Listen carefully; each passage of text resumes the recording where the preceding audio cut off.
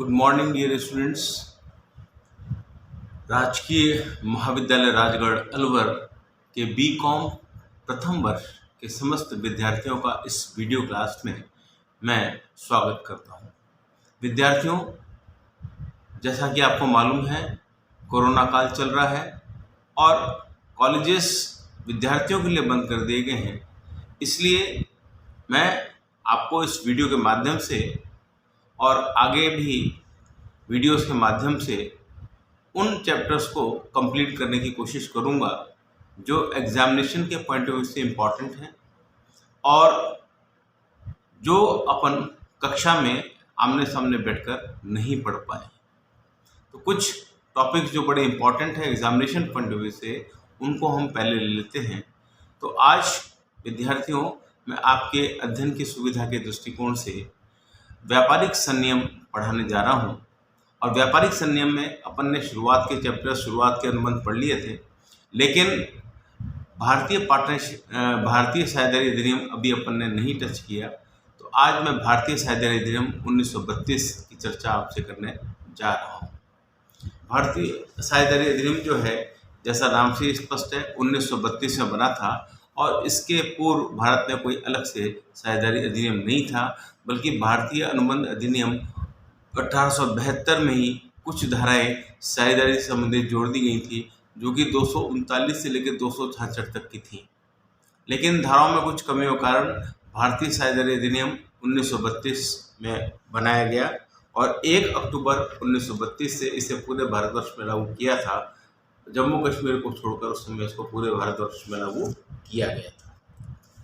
इस अधिनियम में कुल 74 धाराएं हैं, सेक्शंस हैं, 8 अध्याय हैं और 1 अनुसूची है। तो अपन साझेदारी को पढ़ने का प्रयास करते हैं कि साझेदारी क्या है। तो पहले साझेदारी की परिभाषा देख लेते हैं कि साझेदारी की परिभाषा क्या है। तो भारतीय साझेदारी अधिनियम 1932 की धारा 4 के अनुसार साझेदारी उन व्यक्तियों के पारस्परिक संबंध को कहते हैं जो ऐसे कारोबार के लाभ को आपस में बांटने के लिए सहमत हुए हों, जिसे उन सभी के द्वारा अथवा उनमें से किसी के द्वारा चलाया जाता हो। तो भारतीय साझेदारी अधिनियम 1932 की धारा 4 में इसको परिभाषित किया गया है कि साझेदारी क्या होती है।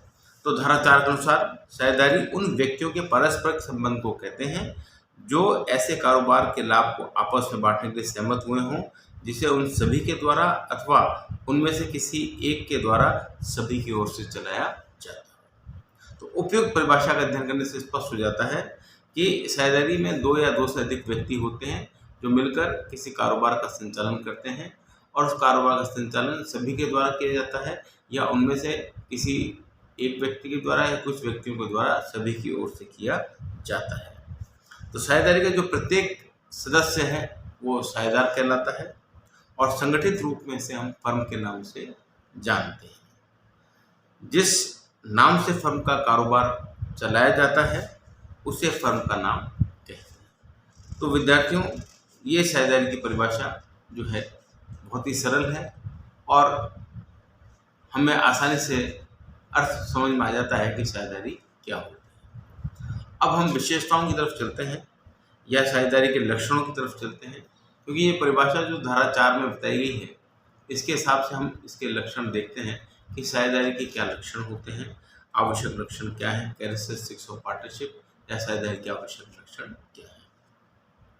तो पहला लक्षण साझेदारी का ये है कि 2 या 2 से अधिक व्यक्तियों का होना, 2 और मोर पर्सन्स। तो साझेदारी के लिए 2 या 2 से अधिक व्यक्तियों का होना जरूरी है। 2 व्यक्तियों का होना क्यों जरूरी है? क्योंकि कोई भी व्यक्ति अपने आप से कोई अनुबंध नहीं कर सकता। अनुबंध होने के लिए 2 व्यक्तियों का होना आवश्यक है।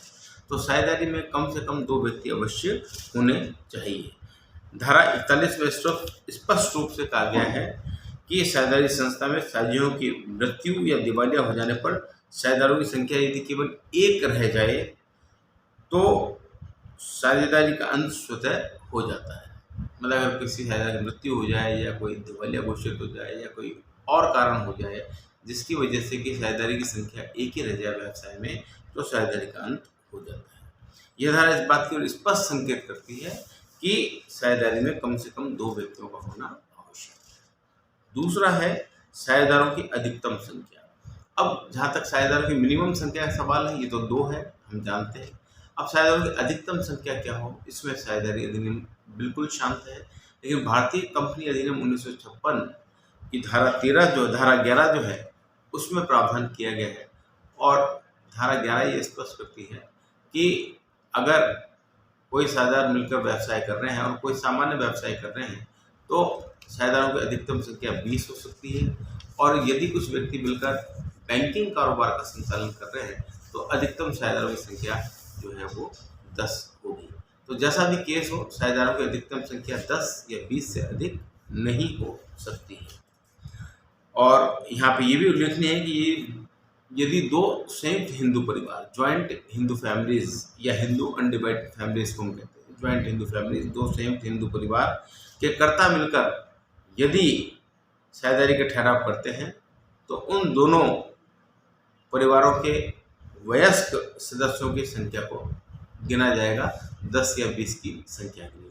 यानी अगर हिंदू अनडिवाइडेड फैमिली के 2 कर्ता मिलकर यदि कोई साझेदारी बिजनेस का निर्माण करते हैं, तो उसमें साझेदारों की संख्या कैसे गिनी जाएगी, उन दोनों परिवारों के वयस्क व्यक्तियों को लिया जाएगा, उनको गिना जाएगा 10 या 20 की संख्या के लिए।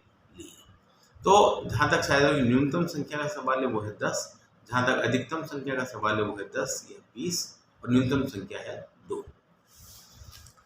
तीसरी विशेषता है साझेदारी की ठहराव। साझेदारी के लिए एक अत्यंत महत्वपूर्ण सवाल ये है कि साझेदारी के लिए ठहराव का होना जरूरी है, अनुबंध का होना जरूरी है। साझेदारी का जन्म अनुबंध से ही होता है, बगैर अनुबंध के साझेदारी का जन्म नहीं हो सकता। तो साझेदारी के लिए ठहराव का होना जरूरी है। अगर 2 व्यक्तियों के मध्य बिजनेस किया जा रहा है, लेकिन दोनों व्यक्तियों के मध्य कोई ठहराव नहीं है, अनुबंध नहीं है, तो उसको हम साझेदारी नहीं कहेंगे। अब ये ठहराव लिखित हो सकता है, मौखिक हो सकता है, स्पष्ट हो सकता है, गर्भित हो सकता है, कैसा भी ठहराव हो, लेकिन ठहराव अवश्य होना चाहिए। यदि 2 पक्षकारों के मध्य जो आपस में बिजनेस कर रहे हैं ठहराव नहीं है, तो उसको हम साझेदारी नहीं मान सकते हैं। चौथा है कारोबार का होना या व्यवसाय का। साझेदारी का एक अत्यंत महत्वपूर्ण लक्षण ये भी है कि साझेदारी के लिए कारोबार का होना आवश्यक है। यदि 2 व्यक्तियों के मध्य कोई कारोबार नहीं हो रहा, तो हम उसको साझेदारी नहीं मान सकते। कारोबार का होना आवश्यक है। अब कारोबार का मतलब ये है कि वो कारोबार जो निरंतर रूप से चलता रहे, जो निर्बाध होते ही चलता रहे। यदि कोई व्यक्ति किसी एक विशेष समय पर कोई काम करते हैं और प्रॉफिट को आपस में बांट लेते हैं और कारोबार बंद कर देते हैं, तो उसको हम व्यवसाय नहीं मानेंगे, कारोबार नहीं मानेंगे। जैसे मान लीजिए कोई व्यक्ति है, कुछ व्यक्ति मिलकर गेहूँ खरीद लेते हैं और गेहूँ को बेचकर लाभों को आपस में बांट लेते हैं, तो ये साझेदारी नहीं है। साझेदारी के लिए कारोबार का होना, और कारोबार भी कैसा, जो कि एक निश्चित प्रकृति का हो, जो निरंतर निर्बाध गति से चलता रहता हो, उसे हम कारोबार के नाम से जानते हैं। तो पार्टनरशिप की एक विशेषता या साझेदारी के एक लक्षण ये भी है कि साझेदारी के लिए कारोबार का होना अत्यंत आवश्यक है। नेक्स्ट है कारोबार के लाभों को आपस में बांटना। साझेदारी के लिए केवल कारोबार का होना ही आवश्यक नहीं है, बल्कि कारोबार का उद्देश्य लाभ कमाना होना चाहिए। यदि 2 व्यक्ति मिलकर कोई साझेदारी का काम कर रहे हैं, कोई व्यवसाय कर रहे हैं, लेकिन कारोबार का उद्देश्य लाभ कमाना नहीं बल्कि परोपकार करना है, तो उसे भी हम साझेदारी नहीं मानेंगे। कारोबार का उद्देश्य लाभ कमाना होना चाहिए और लाभों को आपस में बांटना होना चाहिए। अब जहाँ तक लाभों के बंटवारे का सवाल है, तो उसमें ये है कि साझेदारों का जो आपसी समझौता होता है या पार्टनरशिप डीड है, उसमें जो लिखा गया है उसके हिसाब से साझेदारों के मध्य लाभों का बंटवारा किया जाएगा। लेकिन यदि मान लीजिए साझेदारी अधिनियम या साझेदारी अनुबंध या उनका जो पार्टनरशिप डीड है, उसमें किसी प्रकार के बंटवारे की चर्चा नहीं की गई है, तो साझेदारों में लाभ कैसे बांटा जाएगा? तो साझेदारों में लाभ बराबर बराबर बांटा जाएगा। जितने भी साझेदार होंगे उन सभी में लाभों को बंटवारा जो है वो बराबर बराबर कर दिया जाएगा। या तो 2 ही तरीके हैं, या तो साझेदारों में लाभों का बंटवारा कैसे किया जाए, साझेदारों को लिखित समझौते के अनुसार किया जाए जो साझेदारी संलेख में दिया गया है, और यदि साझेदारी संलेख या पार्टनरशिप डीड शांत है, तो ऐसी अवस्था में साझेदारों में लाभों का बंटवारा बराबर बराबर कर दिया जाएगा। नेक्स्ट है विपरीत अनुबंध के अभाव में हानियों का बंटवारा। मतलब लाभों के बंटवारे की तुमने बात कर दी, विपरीत अनुबंध के अभाव में हानियों का बंटवारा किया जाएगा। हानि भी जो है वो आपस में ही बांटी जाएगी यदि कोई विपरीत अनुबंध नहीं है। कई बार ऐसा भी होता है कि हम कोई अन्यथा अनुबंध कर लेते हैं। जैसे कि अगर मान लीजिए दो व्यक्ति हैं, दोनों ने ये तय किया कि कारोबार का लाभ जो है वो आपस में बांटेंगे और हानि केवल एक ही व्यक्ति उठाएगा, तो ये भी संभव है। तो ऐसा भी किया जा सकता है। अगर ऐसा लिखा है तो भी वो साझेदारी मान्य होगी। लेकिन यदि साझेदारी संलेख शांत है, कुछ भी लिखा नहीं गया है, तो हानि को बंटवारा भी ठीक उसी प्रकार से किया जाएगा जिस प्रकार से लाभों का किया गया था, और हानि भी आपस में बांटी जाएगी बराबर बराबर से। अब सवाल ये भी उठता है कि जहाँ तक तृतीय पक्षकार है, अगर मान लीजिए आपने अन्यथा कोई बात लिखी हुई है साझेदारी संलेख में, तो क्या होगा। अगर साझेदारी संलेख में लिखा है कि दो पार्टनर्स हैं, लाभों को तो आपस में बांटेंगे बराबर बराबर, लेकिन हानि एक ही पक्षकार उठाएगा, तो ऐसी स्थिति में दूसरा पक्षकार हानि तो नहीं उठाएगा, लेकिन तृतीय पक्षकारों प्रति अपने दायित्व को वो पूरा करेगा, उसको करना ही पड़ेगा। तो ये हुई हानियों की सवाल। नेक्स्ट है कारोबार का संचालन सभी साझेदारों द्वारा अथवा उनमें से किसी एक के द्वारा। तो साझेदारी की विशेषता ये भी है कि साझेदारी का जो व्यवसाय है उसके कारोबार का संचालन सभी साझेदारों को करने का अधिकार है। जितने भी साझेदार हैं, 10 या 20 या 2 या 5 या 10 15 जितने भी साझेदार हैं, सभी को कारोबार के संचालन में भाग लेने का अधिकार होता है, प्रबंध में भाग लेने का अधिकार होता है। और जरूरी नहीं कि सभी साझेदार एक्टिव रूप से साझेदारी के प्रबंध और संचालन में हिस्सा लें।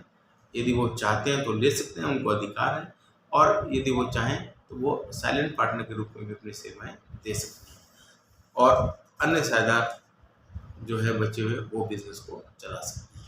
तो साझेदारी की विशेषता ये भी है कि कारोबार का संचालन सभी साझेदारों द्वारा अथवा उनमें से किसी एक के द्वारा किया जाना चाहिए, सभी के लिए। नेक्स्ट है साझेदारों की दोहरी भूमिका अर्थात पारस्परिक एजेंसी। मतलब साझेदारी की क्या होता है, दोहरी भूमिका होती है, म्यूचुअल एजेंसी होती है। दोहरी भूमिका का मतलब ये है कि प्रत्येक साझेदार एक डुअल रोल अदा करता है। जैसे मान लीजिए अगर एक साझेदार है जो कि एक्टिव साझेदार है, जो कि सक्रिय साझेदार है, निष्क्रिय की बात नहीं कर रहे हैं, हम सक्रिय साझेदार की बात कर रहे हैं, जो कि साझेदारी के बिजनेस में एक्टिवली पार्टिसिपेट करता है। तो वो साझेदार जो है वो क्या करेगा, वो साझेदार जो साझेदारी के बिजनेस में एक्टिवली पार्टिसिपेट करता है, वो एक तरफ तो साझेदारी का अन्य साझेदारों के साथ वो साझेदार है, लेकिन जब वो बाहर किसी तृतीय पक्षकार के साथ कोई बिजनेस डील करने जा रहा है तो वो अन्य साझेदारों का एजेंट होता है। तो एक तरफ तो वो स्वामी भी है, और दूसरी तरफ जब वो किसी थर्ड पार्टी के साथ कोई अनुबंध करने जा रहा है तो ऐसी स्थिति में वो अन्य साझेदारों के लिए एजेंट की भांति काम करता है, क्योंकि उसके द्वारा किए गए डील से, उसके द्वारा किए गए अनुबंध से अन्य साझेदार भी बाध्य होते हैं। तो साझेदार का एक दोहरा स्वरूप होता है। वो अन्य सभी साझेदारों के लिए जब भारी पक्षकारों से डील करता है तो एजेंट के रूप में काम करता है, अन्यथा वो व्यवसाय का स्वामी भी होता है, और दूसरे लोगों के लिए तो वो व्यवसाय के स्वामी के रूप में ही बात करता है। तो प्रत्येक साझेदार का एक डबल रोल होता है, दोहरी भूमिका उसकी होती है। नेक्स्ट है असीमित दायित्व। अब ये भी साझेदारी की एक विशेषता है कि साझेदारी में साझेदारों का दायित्व असीमित होता है, लिमिटेड लायबिलिटी नहीं होती, अनलिमिटेड लायबिलिटी होती है। अनलिमिटेड लायबिलिटी का मतलब क्या है, अनलिमिटेड या असीमित लायबिलिटी या दायित्व का मतलब ये है कि साझेदारों की व्यावसायिक जो देनदारियां हैं वो तो वो करेंगे ही पूरी, लेकिन उनकी जो व्यक्तिगत संपत्तियां हैं उनको भी कारोबार की देनदारियों को चुकाने के लिए काम में लिया जा सकता है। यदि मान लीजिए कारोबार की जो देनदारियां हैं उनको चुकाने के लिए कारोबार के पास पैसा नहीं है, तो साझेदारों की व्यक्तिगत जो संपत्ति है उसको भी अधिग्रहित किया जा सकता है, उसको बेचकर भी पैसे का भुगतान करना पड़ सकता है। तो साझेदारी बिजनेस की विशेषता ये है कि साझेदारी बिजनेस में साझेदारों की जो दायित्व है वो असीमित होती है। नेक्स्ट है हित का हस्तांतरण। अब अगर हम साझेदारी की तुलना कंपनी से करें तो जैसे हम कंपनी में देखते हैं कि हित का हस्तांतरण आसानी से किया जा सकता है, लेकिन साझेदारी में ऐसा संभव नहीं है, क्योंकि साझेदारों की संख्या लिमिटेड होती है, 10 या 20 जैसा भी केस हो, उससे ऊपर साझेदारों की संख्या होते ही साझेदारी अवैध घोषित कर दी जाती है। इसलिए साझेदारी में हित का हस्तांतरण आसानी से नहीं जा सकता। यदि सभी साझेदार सहमत हों, सभी साझेदारों की सर्वसम्मति से हित का हस्तांतरण किया जा सकता है, अन्यथा नहीं। नेक्स्ट है सर्वसम्मत निर्णय। मतलब साझेदारी में जो निर्णय होते हैं वो यूनानिमस डिसीजंस होते हैं, सर्वसम्मत निर्णय होते हैं। आमतौर पर जो गंभीर मुद्दे होते हैं उन पर सर्वसम्मत निर्णय होते हैं, और डे टू डे मैटर्स के जो मुद्दे होते हैं, जो रूटीन के मैटर्स के मुद्दे होते हैं, जो दैनिक दिनचर्या के संदर्भ में निर्णय लिए जाते हैं, उनको 2/3 बहुमत से भी लिया जा सकता है या बहुमत के आधार पर लिया जा सकता है। लेकिन जहाँ तक गंभीर विषय होते हैं उनके संदर्भ में यदि निर्णय लिया जाएगा तो वो सर्वसम्मति से निर्णय लिया जाएगा। यदि कोई एक भी साझेदार उस निर्णय से असहमत होता है तो वो निर्णय नहीं लिया जा सकता। नेक्स्ट है साझेदारी का अस्तित्व।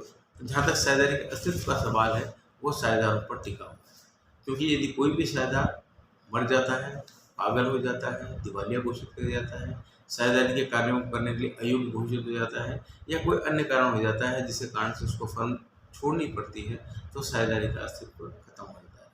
तो साझेदारी का अस्तित्व साझेदारों के साथ जुड़ा हुआ होता है। और लास्ट है निवेश या इन्वेस्टमेंट। साझेदारी संस्था में सभी साझेदारों द्वारा पूंजी लगाना अनिवार्य नहीं होता। मतलब ये जरूरी नहीं कि सभी साझेदार पूंजी लगाएं, आप बगैर पूंजी लगाए भी व्यवसाय में साझेदार बन सकते हैं। तो विद्यार्थियों, ये मैंने आपको आज की इस क्लास में साझेदारी का चैप्टर स्टार्ट किया, जिसमें अपन ने साझेदारी का अर्थ जाना और साझेदारी की विशेषताएं जानी कि साझेदारी की क्या विशेषताएं होती हैं। उम्मीद है आपको समझ में आ गया होगा। अब अगले वीडियो में अपन साझेदारी किसी अन्य टॉपिक पर चर्चा करेंगे। आज की क्लास को मैं यही समाप्त करता हूँ। धन्यवाद।